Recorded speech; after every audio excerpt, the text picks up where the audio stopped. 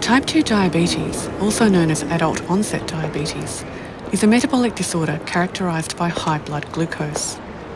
Obesity is thought to be the primary cause of type 2 diabetes in people who are genetically predisposed. Thus, overweight people have increased levels of glucose circulating in their blood. The pancreas is an organ which produces hormones that control blood glucose levels. The hormones that control blood glucose are produced by clusters of cells in the pancreas called islets. Here glucose is shown arriving at the islets via the bloodstream. The glucose is taken up by cells in the islet called beta cells. The beta cells respond by producing the hormone insulin, which lowers blood glucose.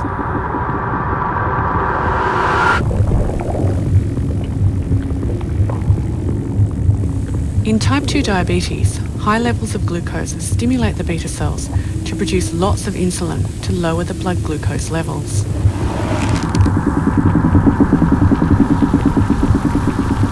The insulin is taken up by the blood vessels for transport to muscle, liver, and fat, where it allows those tissues to absorb glucose. Unfortunately, sustained production of insulin also leads to secretion of large amounts of another hormone-like substance by the beta cells.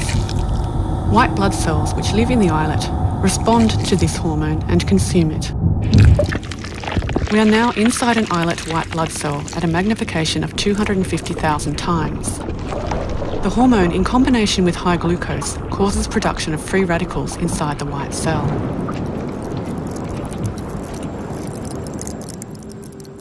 The free radicals activate a sentinel protein that originally evolved to protect us from microbial infection, causing it to unwind.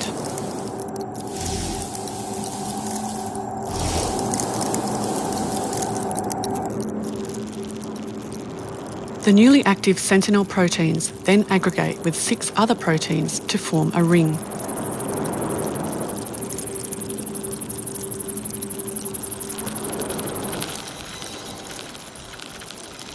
Seven adaptor proteins then bind to the ring.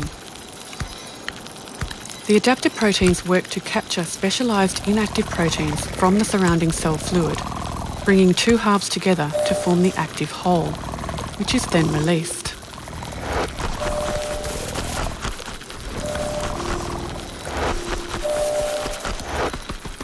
This entire structure is called the inflammasome, and its sole purpose is to act as a platform for combining and activating these proteins.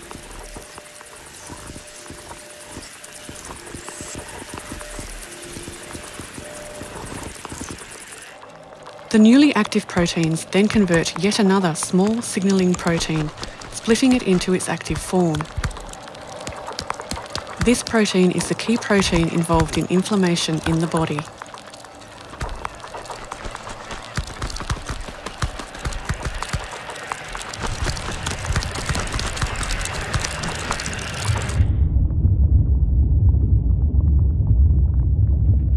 The inflammatory protein is then secreted from the white blood cells into the islet.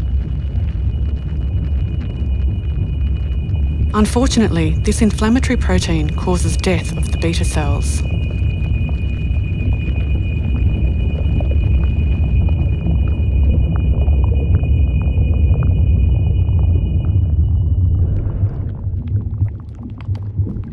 Over time, beta cell death causes the islets to shrink, accelerating disease progression.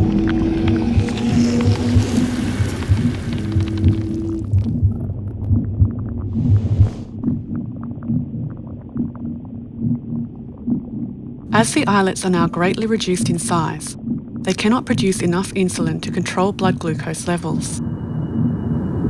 Over time, high blood glucose causes damage to many different tissues throughout the body. What originally evolved as a defence mechanism against infection now seems to be a driving force for inflammation in type 2 diabetes. Chronic diseases associated with inflammation are the most common diseases of ageing in the Western world and represent our greatest health threats in the 21st century.